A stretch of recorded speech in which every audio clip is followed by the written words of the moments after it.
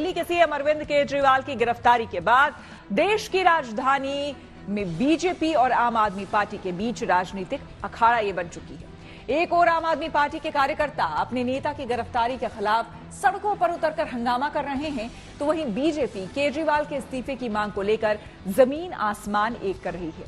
इस बीच केजरीवाल जेल से ही सरकारी आदेश जारी कर सियासत को और गरमा रहे हैं।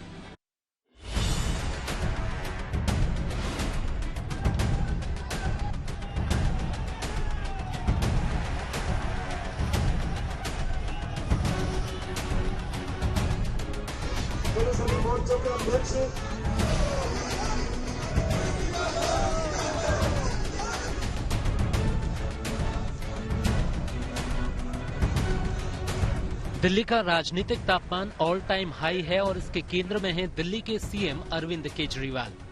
केजरीवाल की गिरफ्तारी को लेकर आम आदमी पार्टी और बीजेपी दोनों सड़क पर है।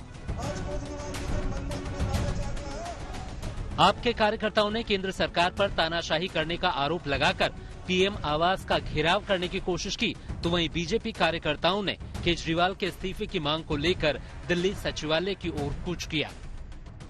आप और बीजेपी दोनों के कार्यकर्ताओं को रोकने के लिए पुलिस को काफी मशक्कत करनी पड़ी।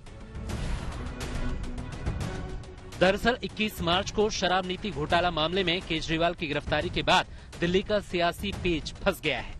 आम आदमी पार्टी इस बात पर अड़ गई है कि केजरीवाल जेल से ही सरकार चलाएंगे, जबकि बीजेपी कह रही है कि भ्रष्टाचार के आरोपों से घिरा व्यक्ति जेल से सरकार चलाएगा तो उसका खामियाजा जनता को भुगतना पड़ेगा। आम आदमी पार्टी के मुखिया अरविंद केजरीवाल जी हैं। दिल्ली के मुख्यमंत्री अरविंद केजरीवाल जी हैं। दिल्ली के मुख्यमंत्री अरविंद केजरीवाल जी थे, हैं और रहेंगे।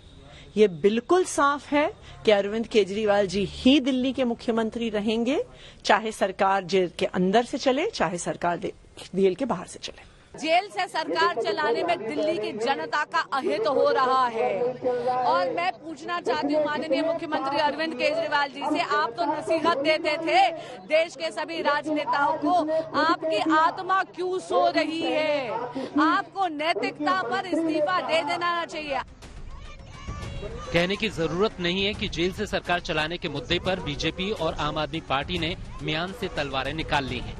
उधर 21 मार्च से ईडी की रिमांड पर चल रहे केजरीवाल ने 5 दिन के भीतर दूसरी बार युद्ध का नगाड़ा बजाते हुए एक और सरकारी आदेश जारी कर दिया।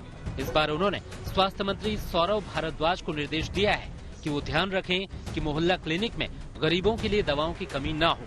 हालांकि सौरभ भारद्वाज ने आतिशी की तरह केजरीवाल के आदेश की कोई कॉपी नहीं लहराई। उधर बीजेपी इसे केजरीवाल की नौटंकी बता रही है।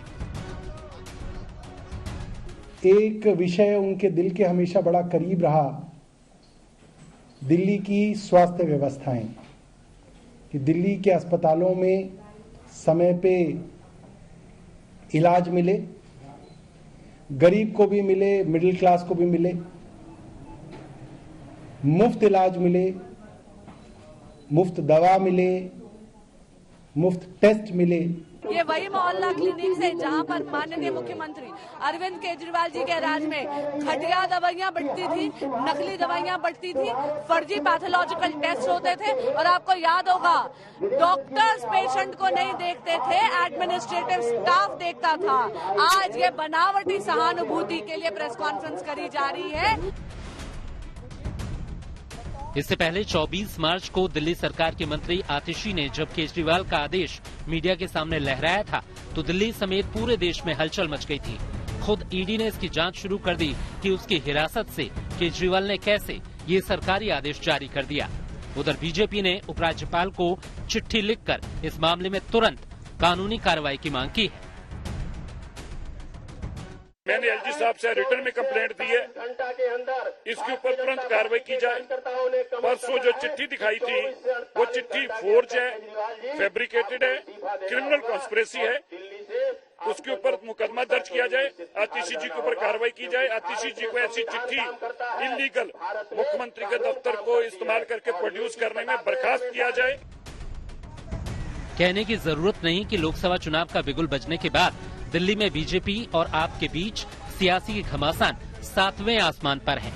आम आदमी पार्टी अब इस लड़ाई को उसी रामलीला मैदान से लड़ने की तैयारी में जुटी है, जहां अन्ना हजारे के साथ बैठकर अरविंद केजरीवाल ने साल 2011 में अपनी सियासी जमीन तैयार की थी।